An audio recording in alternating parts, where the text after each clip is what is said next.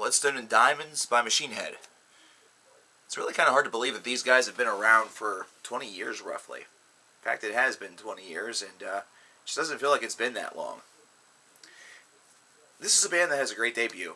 They actually have a great second album. Their catalog is actually not all of that bad if you kind of discount a couple of them right in the middle, right before you make it to The Blackening. Of course, The Blackening is the one that's considered to be universally a winner. We've talked about that album, and we've talked about their most recent release, Unto the Locust. But now that's no longer the most recent release. This now is Bloodstone and Diamonds. Let's talk about it. Let's talk about Machine Head. Now, we talked about Killers and Kings. We talked about the single off of this disc, and it's one that whenever you consider what they've done on Unto the Locust and The Blackening, felt a little bit different, almost as though the band was moving in a little bit of a different direction compared to what they had done with the previous two albums. And after listening to Bloodstone and Diamonds a couple of times, one thing can certainly be sort of stated from that, and it's the fact that they have moved a little bit away from what they were doing on those two albums, but not far enough to really distance all of the fans that they really gained and really grew to love and become true believers of this band based off of those two albums. Those two albums really showcased what Machine Head was able to do whenever they wrote with no limitations, whenever they wrote with basically no limitations whatsoever in their minds or no prescribed notions of what a song was meant to be. They were able to just write titanically long songs that really felt like they had a little bit of that old progressive metal vibe to it, only in the fact that they were 10 minutes in length. Aside from that, great old school thrashers that definitely had a lot of modern metal respectability to it, and these were ones that really conveyed terrific atmosphere. That's still present here. That's still actually present here, but the accent has changed and shifted a little bit more towards some of those modern metal sensibilities, and there are a couple names that really come to mind. For one, many people probably don't want to hear this, but it does remind me a little bit of the Slipknot / Stone Sour idea of modern metal, and this is one that has a lot of intensity to it, but definitely has a bit of a harmonic side, definitely has a bit of a softer side.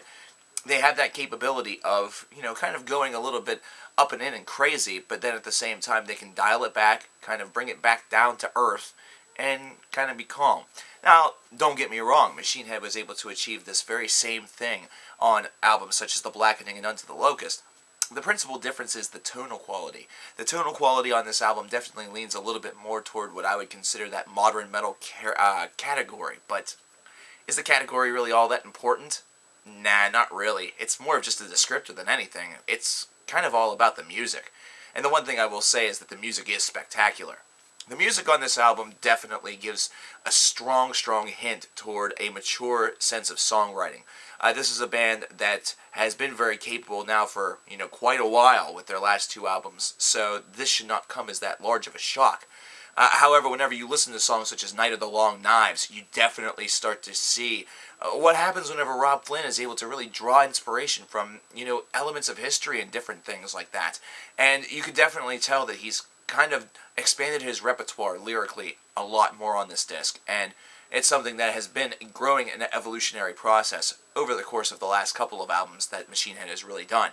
His ability as a songwriter has definitely not been something that's been in question. It's not a liability. And it really was never something that was that much of a liability. It was just more so directionally where they were going that was the liability that really kind of turned some people away. So whenever you dig even deeper into this album, then you start to hear some different things. Then you start to hear a track where, it's nothing but Rob singing. He's actually the only voice that you hear. There's minimal music, and it's actually one that represents a little bit more of an acoustic, almost a ballady style track, only I think it's really meant to have or incorporate a little bit more of a sinister sneer to it, maybe something that has just a little bit more of an adrenaline, a fearful adrenaline to it. And then you have other tracks that, the vocal style, he actually takes up his vocal style to ranges that I've never heard him actually attempt before. And the first name that came to my mind for some strange reason was the Deftones. And I think it's because Chino has that trademark higher register that he's able to really come to. It has a little nasal to it, it has a lot of diaphragm to it, but it just has this clear focus to it. And You know, Rob's is a little rough around the edges, don't get me wrong, but damn, it was a nice surprise. It was something that showed some dynamisty. It was something that showed a heck of a lot of risk-taking. And this band's now on Nuclear Blast Records. Maybe that's why. I don't want to insult Roadrunner because Roadrunner's been responsible for some terrific albums. But this album feels like a Machine Head that's trying some fresh ideas. They're sampling some fresh things, such as orchestration.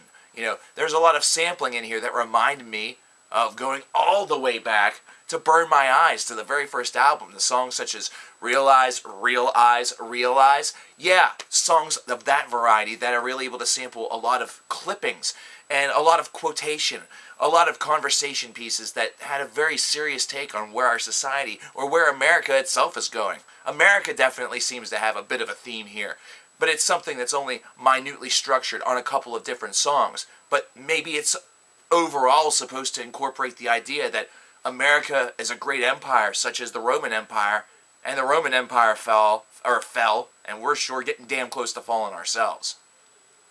If an album makes you think about some of the different realizations or the different methodologies in which you could take, you know, the music and the lyrical content, then you know you have a winner. Musically speaking, this is an album that's really very high-fashioned to its structure. Its structure has a very nice tone to it. It's not something that's formulaic. It can still give you a little bit of surprise. Some of the basic riff patterns may seem a little bit more modern, so a little bit more simplistic, but it drives the force home. It drives the song along. It actually keeps everything moving forward as opposed to feeling like it's a jargled mess. Solos are still present here, and they're ones that definitely have strong feeling to it. Overall, this band has kind of realized and found out how to capture atmosphere, and just really now has trapped that knowledge in a bottle and has released it every single time they write a song. And that's what's giving Machine Head lasting appeal. That's why Machine Head is now on their third straight album that definitely sounds like a bona fide winner. Some people may say this is better than The Blackening. Some people will definitely say that it's better than Unto the Locust. I would probably put it right in the middle of those. I'd probably put it right in the middle of Unto the Locust and The Blackening. It's a strong release. It definitely has a lot of winners on it, a lot of great stuff that I can see incorporated live with ease. And I really feel that Unto the Locust had a really, really tough mountain to climb, trying to, you know, follow up The Blackening. Following up Unto the Locust is a little bit easier of a task for Bloodstone and Diamonds. And it was something where, as I said, I feel as though Machine Head was able to explore themselves a little bit more and not feel like they had to, you know, top themselves. Instead, this is an album that feels like it has a little bit more purity to it. It has a lot more in the way of just ease to it. This is an album that flows a lot better. It doesn't seem like a band too distracted and trying to outdo itself. 89 out of 100. This is a strong release. This is a release that I highly recommend. This is one that certainly had a lot of hype behind it, and this is one where there were many questions that surrounded it. However, it's one that delivers. It's one that certainly goes above and beyond the Call of Duty, and is just an enjoyable album. It's a great record, and it's one that I recommend to any metalhead, really. Sure, the people that are into the depths of death metal or black metal or grindcore may find this to be way too tame and almost pussified for their tastes. But if you're a Slipknot fan, if you're somebody who has a great modern metal feel, and even old school thrashers, and, you know, even the people that are just old school bangers in general, if you know these guys from 1994, if you know these guys from Burn My Eyes, if you've been collecting their albums ever since, don't let anything stop you. Don't let this record stop you, because Bloodstone and Diamonds will fit right at home in their catalog. Could be worse. It could be, you know, well, we won't talk about that just yet. Maybe we have something coming. What did you guys think about this record? Let me know. See ya.